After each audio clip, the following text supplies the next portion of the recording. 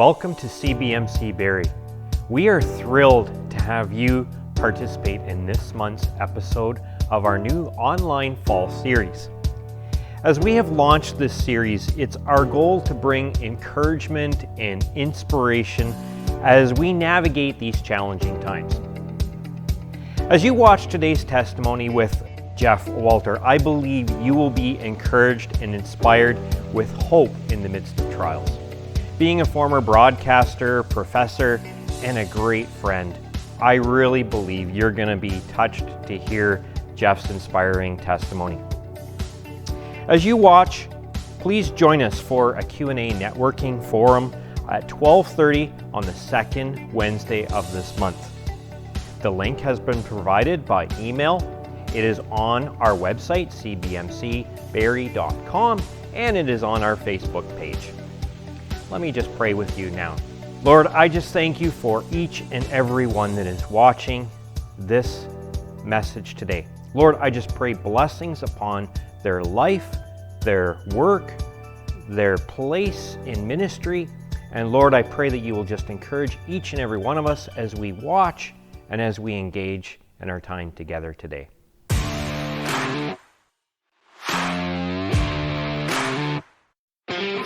Romans 8:28, and we all know that all things work together for good to those who love God and those who are called according to his purpose. Now, I think one of the biggest changes that COVID has created in our society is the return to homeschooling. I know a couple of my grandkids are being homeschooled, and it's a growing reality. And I was homeschooled. My mother taught me to appreciate a job well done. I remember her saying, "If you're going to kill each other, do it outside." I just finished cleaning. And my father taught me about time travel. He said, "If you don't straighten up, I'm going to knock you into next week." And my mom taught me about religion. "You better pray that comes out of my carpet."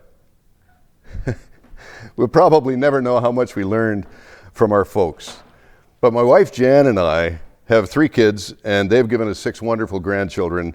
And the youngest celebrated his first birthday just a few weeks ago. Or perhaps I should say we celebrated. He seemed totally happy talking to his Elmo and filling his face and his lap and the floor with birthday cake. But he's learning. And I've got to say, I've never seen a kid who could crawl this fast. He spent his first months, like all of us, flat on his belly or his back. And then one day he pushed himself up off the floor just enough so he could begin to propel himself around the room like a overjoyed mud puppy, eventually gaining strength and confidence enough to fly around the house on all 4s. Well, he actually took his first steps just a few days after his birthday. He launched out on a well-videoed journey, which would last about a half a dozen steps, lurching, staggering, and finally falling into his mummy's waiting and loving arms. We've been delighted to watch the progress since that day. He's walking a little more often and a little further each time. The TV remotes and the various decorative things in the Walther home are now being moved to safer sites and heights, let's put it that way. But I'm sure you remember those days watching your kids or your grandkids or your nieces and nephews taking their first steps. It's thrilling and a little bit frightening. Everybody leaning forward in case they need to catch the happy wanderer and watching that they don't fall. But sometimes they do fall, and they cry and cry. I can't claim to remember my first days of walking and falling, but I'm pretty sure I cried. I'm not sure that I cried because it hurt or not, but I can imagine I might have cried from the shock and surprise as I wondered how my parents could let that happen to me. Me, their only begotten son. But they picked me up, dusted me off, checked for bruises, assured me I'd be fine, and they set me back on my feet. I did learn how to walk and run and skate and ski, and in my travels I learned some very important things, and this is one of them. The Lord directs the steps of the godly. He delights in every detail of their lives. And despite my best efforts to mess things up, I've learned this psalm to be true and so important. I walked to public school and high school, played in the band, played football, rugby, even broom ball. Remember that game? Remember my mom saying it's the only time she ever saw me with a broom in my hands. While I was in high school, my parents encouraged me to start singing with a local youth choir that an enterprising, young evangelical, and internationally acclaimed song leader named Bernie Smith was putting together. With kids from the 3 Barrie public high schools at that time, Central, Eastview, and North, we were called the Tri-High a cappella choir. We sang at 100 churches and festivals around Ontario, recorded an album, toured down the eastern seaboard of the U.S., where we sang on the steps of the Capitol building in Washington, visited the White House, Radio City Music Hall in New York City. I'm telling you, for a bunch of 16 and 17-year-old kids, that was a fantastic experience. But then, a 2-week tour of 7 countries in Europe. We performed in a 16th century castle at the awesome St. Stephen's Cathedral in Vienna. We even visited the Leaning Tower of Pisa and the grand estate where they filmed the movie The Sound of Music. And at most of our gigs, Bernie Smith would preach. And he was a great speaker. He taught me a lot of things. And one night he led me to a public decision for Jesus Christ. I was so blessed to be part of that. But after just 6 years of high school, I invented the victory lap. I decided that I wanted to be a radio broadcaster. Are you kidding me? Playing tunes and talking for a living, I guess. I'll tell you, my dad wanted me to be a cop. My mom wanted me to be a pastor. So I played the police on the radio, and now I'm talking behind a pulpit, so I guess we, to some extent, all got our way. I went to Humber College and took the radio broadcasting program, and while doing my career placement at CFTR, now 680 News in Toronto, I was offered a part-time job operating the control board at CKBB, an AM station in my hometown in Barrie. On it, nailed it, I operated the first Toronto Blue Jays baseball game on radio, the visit of Prime Minister Pierre Trudeau to Barrie, then began to do some fill-in hosting, and finally my first show. It was called Gold Fever. I played Elvis, the Beatles, the Dave Clark Five, Sonny and Cher. I thought I was in heaven, although now I know I can do way better in that department. I worked as an announcer on a number of programs, including rock and roll and middle of the road, even country music formats, and I was the station voice for CKVR TV. In just 3 years, I became the program director and eventually operations manager at CKBB Barrie and CKCB Collingwood, and those were the days, my friend, we thought they'd never end. So great. People I met, the places I got to visit, the charities I got to work with, but no time for God. Eventually we went dark, or closed CKBB and CKCB. We launched B101 FM in Barrie in 1994, then the Peak FM in Collingwood a little while later. And all this time I went to church, usually. I believed in God and that His Son was Jesus Christ. But I was too busy building a career and raising a family to pay much attention to that stuff, you know? Busy, busy, busy. And then my career as a broadcaster and an active contributing member of my community was over. Or so it seemed to me. After 26 years, I was no longer needed. I was given the golden handshake. Actually, it was more of a fool's gold handshake, but that's why we have lawyers, right? Now, what would I do? I'd never done anything else, and I never wanted to do anything else. I'd have to uproot my family and move to a new city for the first time in my life. I had a son in high school, a daughter in college, another daughter in university, and I am out of work. I'm sitting alone in my room, and I'm crying. My wife sits beside me. She picks me up, dusts me off, and tells me I'm going to be okay. God used my wife that day. 2 Corinthians 4:16 says this, "Therefore we do not lose heart.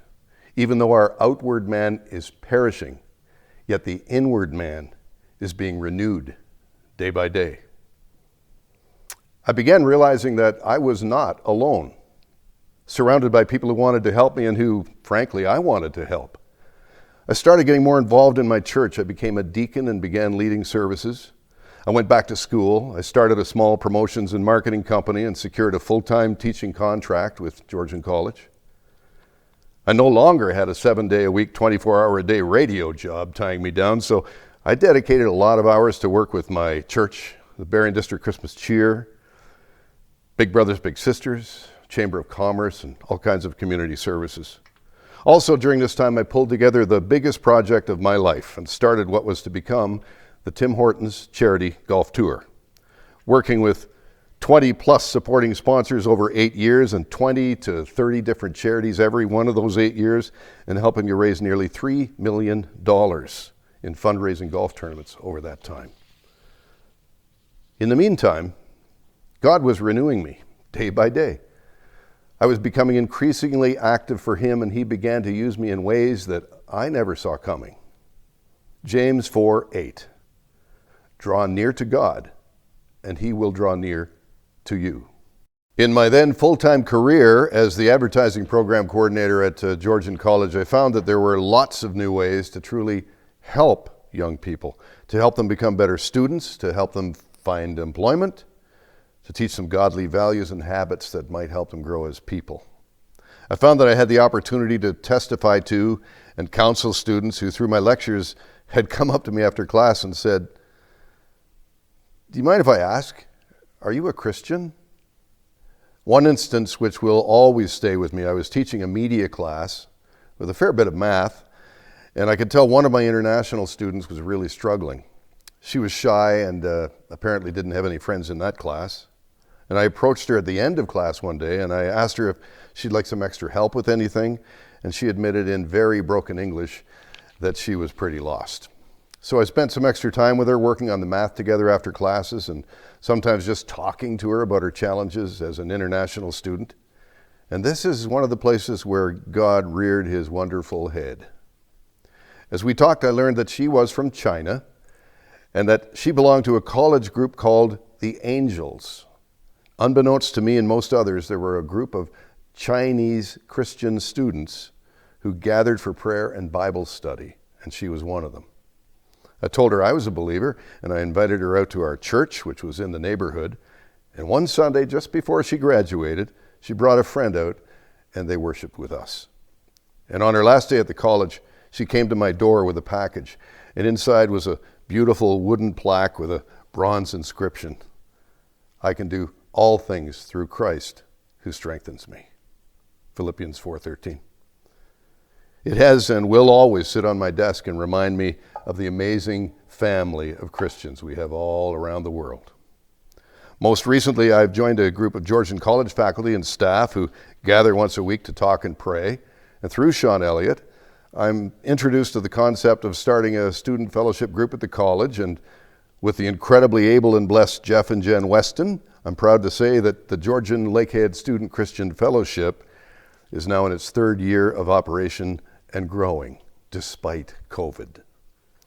Also, about 3 years ago, I convinced Pastor Matthew Rattan of Westminster Presbyterian Church to share his gifted email devotionals to a wider radio audience. He agreed, and now thousands of Central Ontario radio listeners are hearing the 60-second Up devotional every weekday at 8:15 in the morning on the Life Christian Radio Network. And perhaps God has more plans for me, as He's been keeping my schedule topped up with some pulpit supply and lay preaching opportunities at a number of Simcoe County area churches lately. And I'm here to tell you today that as I look back on my life, I see so many times when I fell down. So many opportunities where I should have shone, but I was gone. So many friends and family members that I should have helped, but instead I had better things to do. I was busy trying to be something. I was busy falling down. Funny thing though, you know what? I've learned that falling down is okay. The Bible tells us that we live in a fallen world. We've all fallen short of God's will for us. But just like my mom and dad, who were there to catch me when I fell, my Heavenly Father was always there too. In Psalm 37, verses 23-24, we read this: "The Lord directs the steps of the godly. He delights in every detail of their lives. Though they stumble, they will never fall, for the Lord holds them by the hand. I remember a poster that at one time puzzled me. It said this, "Fall harder." Then I read about John Newton, atheist, hard-drinking, hard-living sailor, known for his habit of inventing new ways to swear, and actually piloted slave ships back in the 17th century. He became a cleric, a Christian writer, and wrote a song you may have heard of called Amazing Grace. And I read about a man named Saul, who lived about 2,000 years ago, about the same time as Jesus, and he hated Jesus. And he hated this new sect that they were calling the Way and Christians. These radical thinkers were turning people away from the synagogues and temple treasuries with their teachings. He pursued, persecuted, and put in prison as many as he could find. And then something happened. Jesus blinded him. Saul fell down to his knees. And Jesus spoke to him. "Saul, why are you persecuting me?" Saul changed his name to Paul and changed the world, traveling all over the known Roman Empire, telling people that Jesus was the Messiah, that he was the way, the truth, and the life. He wrote a huge chunk of the New Testament, and he was martyred after witnessing to the household of Caesar. Author Nishan Panwar wrote this thought: people who fall the hardest bounce back the highest. My mom and dad raised me and my sisters in the best kind of homeschool there is. Biblical teachings and morality supported by living Christian lives. They were examples of what living and learning to walk with God should be like. They never had much, but they always had everything. Because all things work together for good to those who love God and those who are called according to his purpose. The Bible has given us this blessed assurance that we have a Father in heaven who loves us and cares about us, and he is there to catch us when we fall, to forgive us when we trip up, to support us when we get tired. Jesus said this in John 14:23, "If anyone loves me, he will keep my word, and my Father will love him, and we will come to him and make our home with him." In Matthew Rattan's first book, Up, he writes this: "You're not perfect, and you often fail or fall. But the maker of heaven and earth isn't thwarted by the imperfections of his troops. He has a way of picking them up off the floor and resetting their trajectory every single day. It's not too late to start walking in a smarter direction." As an old proverb speaks to this, the best time to plant a tree was 20 years ago. The second best time is now. With God, it's never too late. He loves us that much. As I close this talk, I'd like to challenge you to think of some way through your work or through your life to improve your walk with God and draw closer to him. Jeremiah 29:11, "For I know the plans I have for you, says the Lord. They are plans for good and not for disaster, to give you a future and a hope." Perhaps you can work on a few ideas, take part in a discussion at the upcoming meeting. And in the meantime, may I say, God bless you, and he will keep you. That's his promise. Thank you, Jeff, for encouraging us today with that inspiring and touching testimony. I'd like to invite you now to connect with us in our Q&A networking forum that takes place at 12:30 on November 10th of this month. Please connect with us through the link that's been emailed to you, or you can visit cbmcbarrie.com or go to our Facebook page. We look forward to connecting with you